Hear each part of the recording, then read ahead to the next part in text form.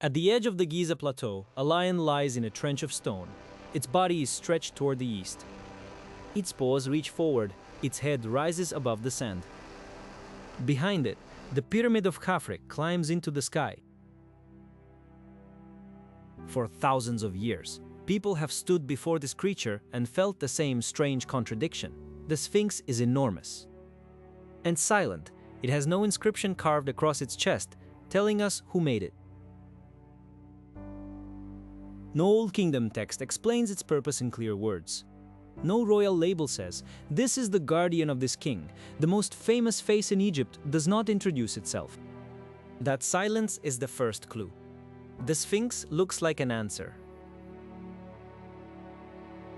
A human head, a lion's body, a monument facing the sunrise, a guardian before the pyramids. But the closer we look, the less complete that answer becomes. Who built it?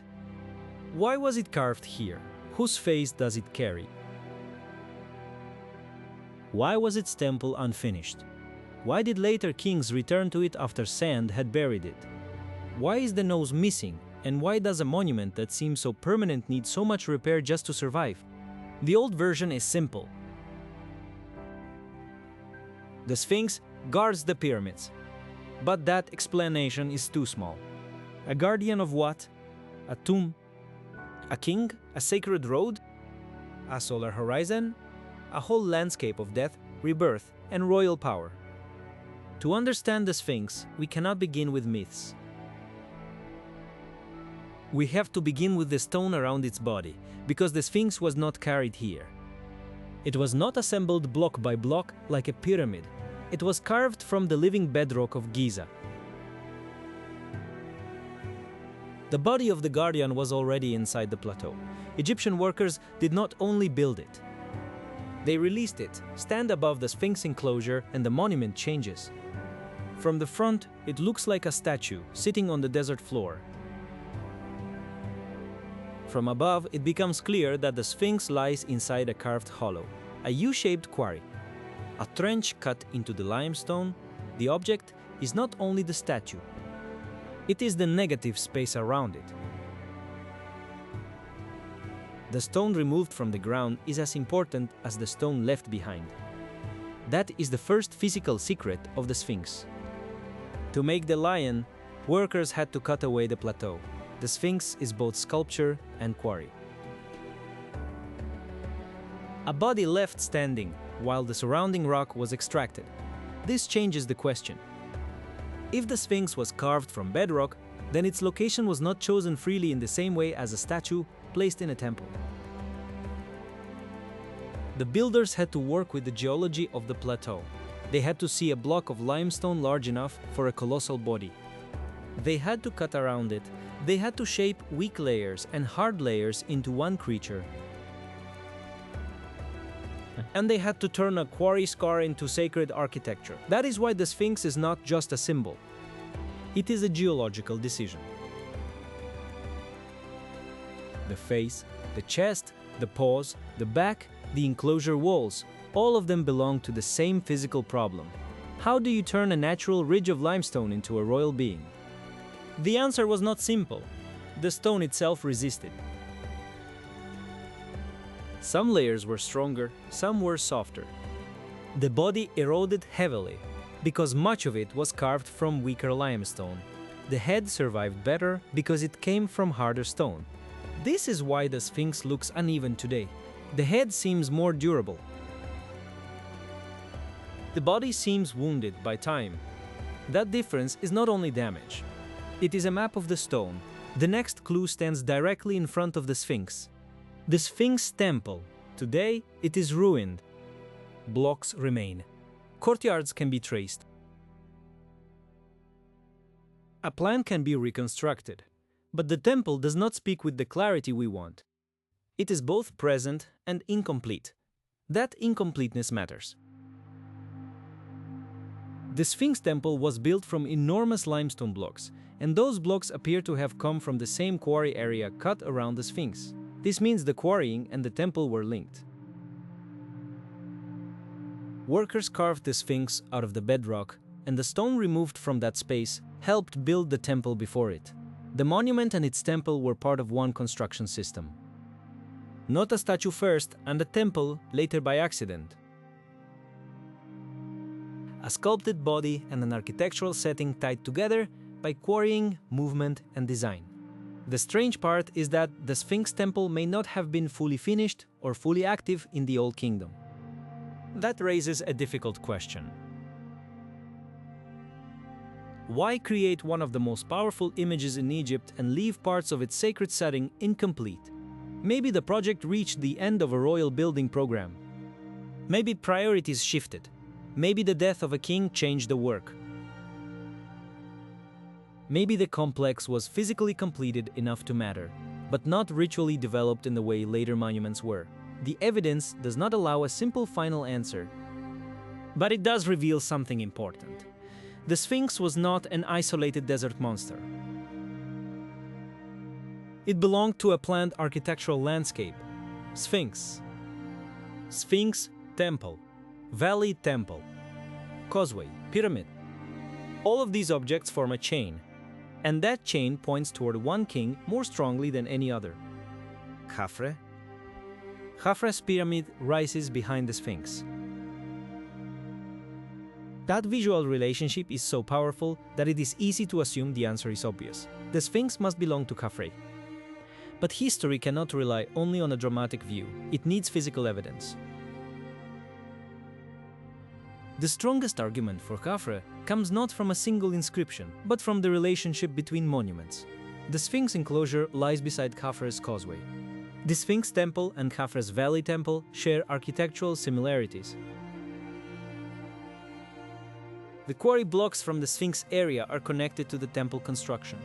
The whole arrangement looks like one royal program built into the eastern side of Khafre's pyramid complex. This is why many Egyptologists connect the Sphinx with Khafre. Not because the statue signed its own name, because the landscape behaves like Khafre's project. But there is still a problem. The Sphinx itself does not give us a direct Old Kingdom inscription naming Khafre as its builder. That silence leaves room for debate. Some scholars have proposed other kings. Some have argued for Khufu. Some have suggested Giza. Some fringe theories push the monument far earlier than the Pyramid Age. But the physical relationship between the Sphinx, the temple, the quarry, the causeway, and Khafre's complex remains the central evidence.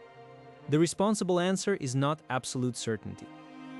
It is probability. The Sphinx most likely belongs to the world of Khafre's pyramid complex. And if that is true, then the Sphinx was not only a guardian of the pyramids in a general sense. It was part of a specific royal machine. A king's pyramid behind, a valley temple below, a causeway connecting ritual movement. A colossal lion-human figure facing east. A solar horizon made from stone. The Sphinx faces the sunrise. That direction matters. In ancient Egypt, the east was not just a compass point. It was the place of return. The place where the sun appeared again after darkness. A monument facing east was not simply looking at morning light. It was participating in a cosmic cycle. The Sphinx's body is a lion. The lion carried meanings of strength, protection, horizon, and royal force. Its head is human, royal, controlled. This fusion is the key. Animal power, human kingship, solar direction, stone permanence. A king's face on a lion's body does not only say, "This ruler is strong." It says the ruler's power belongs in the order of the cosmos. The Sphinx is not moving. It is watching. It guards by presence. That is why silence matters. A guard does not need to speak if the body is the warning. The posts stretch outward like a boundary. The body blocks the passage between open desert and sacred complex. The face looks east toward light and approach, but the guardian is also trapped in the ground. It is not a freestanding statue. It cannot be moved. It cannot be separated from Giza without destroying it. That gives the Sphinx a different kind of authority. It is not a monument placed on the land. It is the land shaped into kingship. More than 1,000 years after the Sphinx was carved, sand had buried much of it. This is one of the most important facts about the monument. The Sphinx did not simply remain visible and admired forever, it disappeared and returned, again and again. Wind carried sand into the enclosure. The body vanished beneath the desert surface. Only the head remained above the dunes at different times. That changes the image completely. The guardian had to be rescued from the very landscape it guarded. The object here is the Dream Stela, a stone slab placed between the paws of the Sphinx by Thutmose in the New Kingdom. The story carved on it tells of a prince who rested in the shadow of the Sphinx and dreamed that the monument spoke to him. The Sphinx promised kingship if the prince cleared away the sand. Whether we read this story as literal dream, political propaganda, or royal theology, the meaning is clear. The buried Sphinx had become powerful again. Not as a new statue, as an ancient presence waiting to be restored. Thutmose did not build the Sphinx. He claimed a relationship with it. He turned clearance into legitimacy. He made the act of digging sand away from the old guardian into proof that he deserved the throne. This is a major shift. In the Old Kingdom, the Sphinx may have been part of Khafre's royal complex. In the New Kingdom, it became Hore-Mahet, arrows in the horizon, a solar divine figure with a renewed cult. The Sphinx had changed meanings without changing location. That is how monuments survive, not by keeping one meaning forever, by becoming useful to new ages. The Dream Stela also reveals something uncomfortable. The Sphinx was always vulnerable. It could be buried. It could erode. It could crack. It could be forgotten, then rediscovered. The guardian needed guardians. This is where the monument becomes less like an eternal beast and more like a patient under constant care. Ancient restorers added masonry to repair the body. Later rulers and workers patched damaged areas. Modern conservation teams have studied the stone, replaced failing blocks, removed harmful repairs, and tried to slow erosion. The object here is not the famous face. It is a repair block. A piece of stone placed against the body to keep the ancient form from collapsing further. That repair block changes the emotional tone. The Sphinx survives not because limestone is invincible. It survives because generations kept returning to it. The monument's immortality is not passive. It is maintained. Wind attacks it, salt attacks it. Temperature changes attack it. Water and pollution have played their parts in modern times. Human mistakes have sometimes damaged it too. Every restoration is a decision. What should be preserved? What should be replaced? What is ancient stone? What is later repair? When does protection become alteration? The Sphinx does not only ask ancient questions. It asks modern ones. How do you save a monument without turning it into a copy of itself? How much intervention is too much? How much loss can an ancient body suffer and still remain the same monument? The Sphinx is silent, but conservation forces us to answer on its behalf. Then there is the missing nose. No feature of the Sphinx has produced more simple myths. The most famous false story says Napoleon's soldiers shot it off. But images and accounts from before Napoleon's campaign already show the Sphinx without its nose, so that story fails. The missing nose is not a Napoleonic wound. The damage appears deliberate. Marks on the face suggest tools were used to break it away. But the exact event remains uncertain. Later medieval accounts connect damage to an act of iconoclasm, but the full history is difficult to prove in every detail. The object here is absence.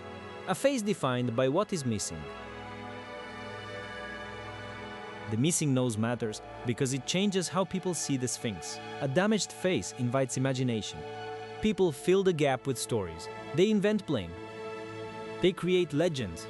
They turn absence into explanation. But responsible history has to stop where the evidence stops. We can say the Napoleon story is wrong.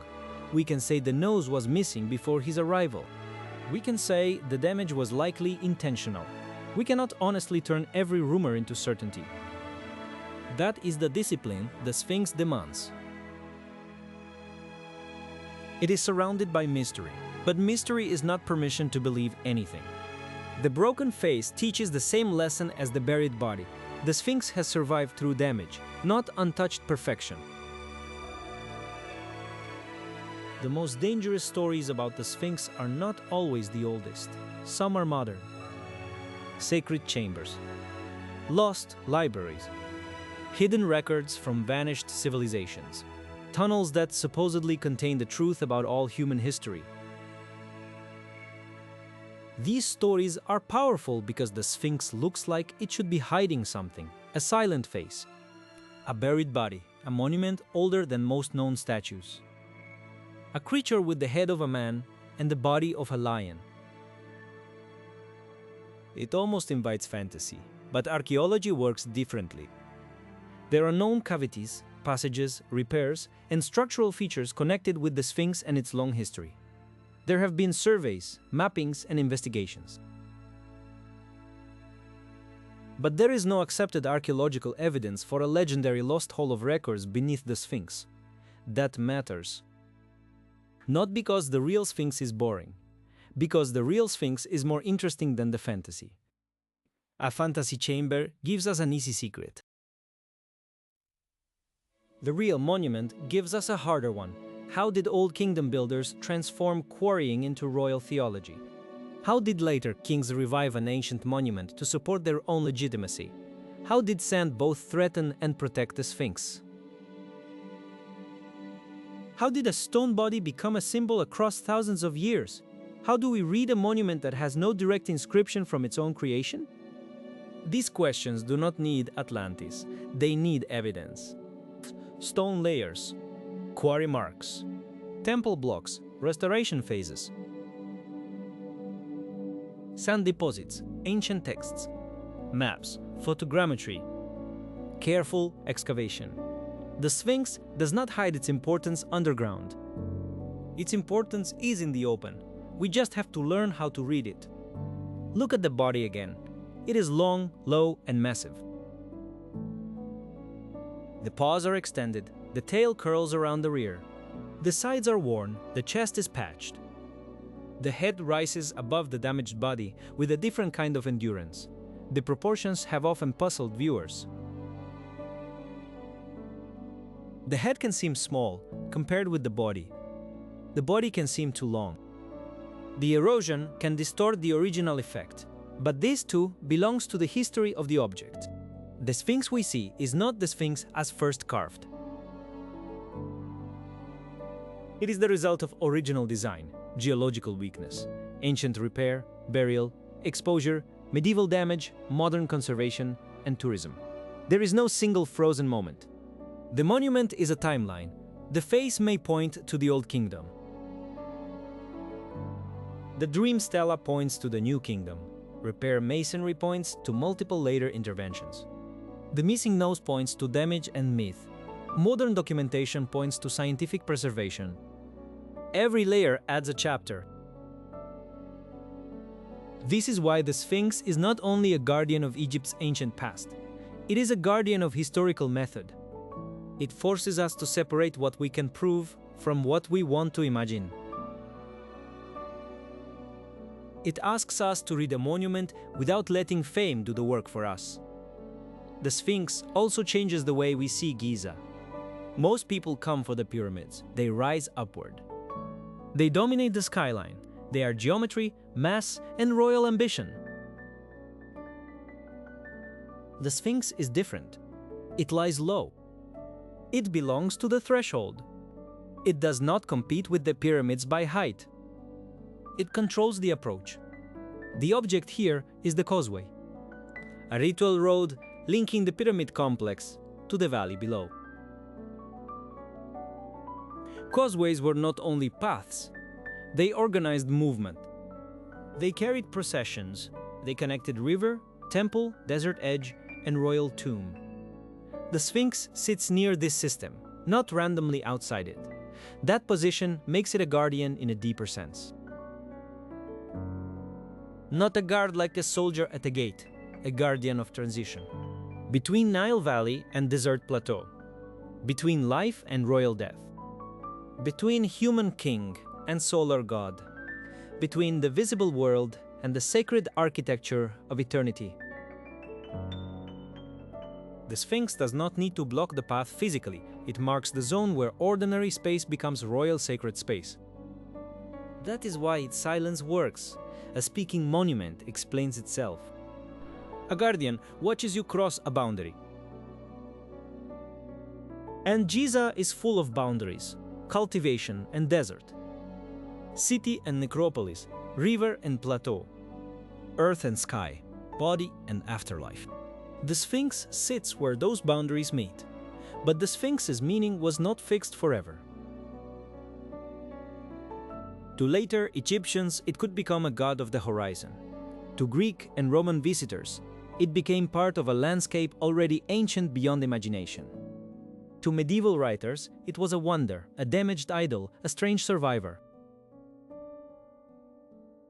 To modern Egyptology, it became a problem of construction sequence, geology, kingship, and conservation. To tourists, it became a photograph. To Egypt, it became a national symbol. Each age sees a different guardian. That does not mean every interpretation is equally true. It means the monument has had a long afterlife. The Old Kingdom builders may not have imagined all of this. They carved the royal lion from limestone. They may have connected it to Khafre's pyramid complex and solar kingship. They may have intended it as a powerful presence at the edge of a sacred landscape, but they could not control what later ages would make of it. Thutmose Iwun made it speak in a dream. Modern mythmakers made it guard imaginary secrets.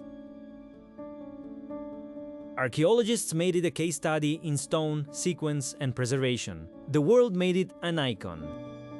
This is another kind of immortality.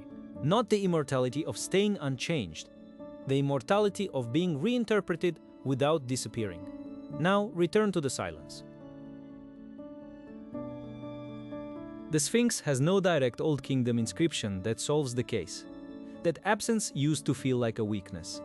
But maybe it is why the monument remains so powerful. If the Sphinx had explained itself in one line, the mystery would be smaller.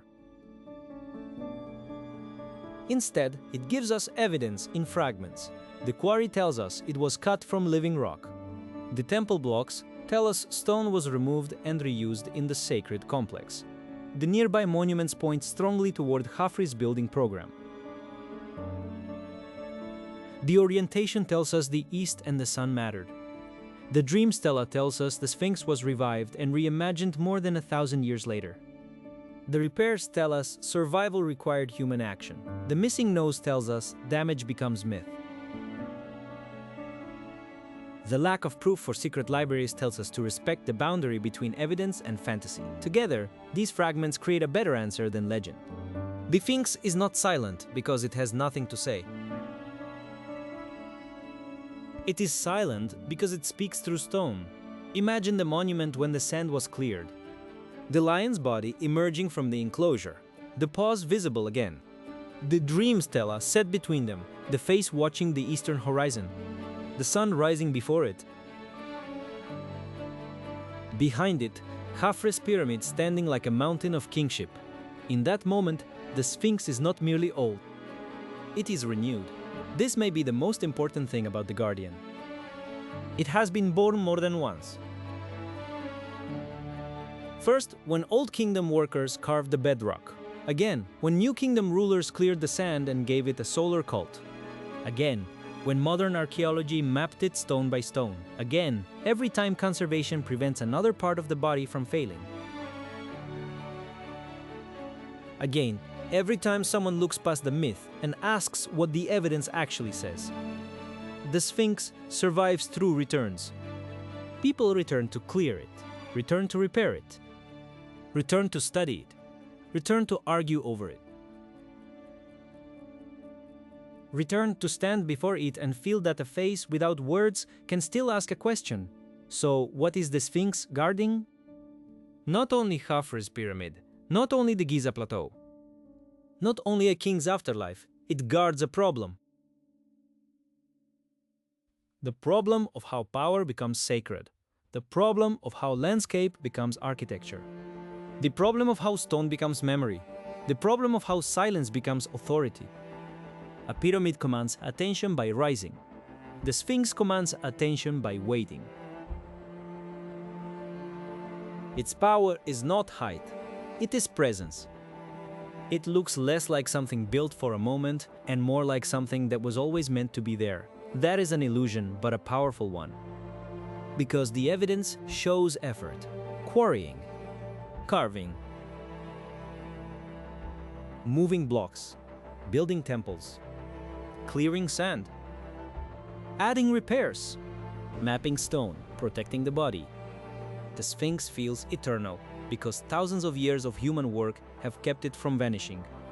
That is the final contradiction. Egypt's silent guardian has survived because it has never truly been left alone. The Sphinx is not a solved monument, but it is not an empty mystery either. It is most likely tied to Khafre's royal complex. It was carved from the limestone of the Giza Plateau.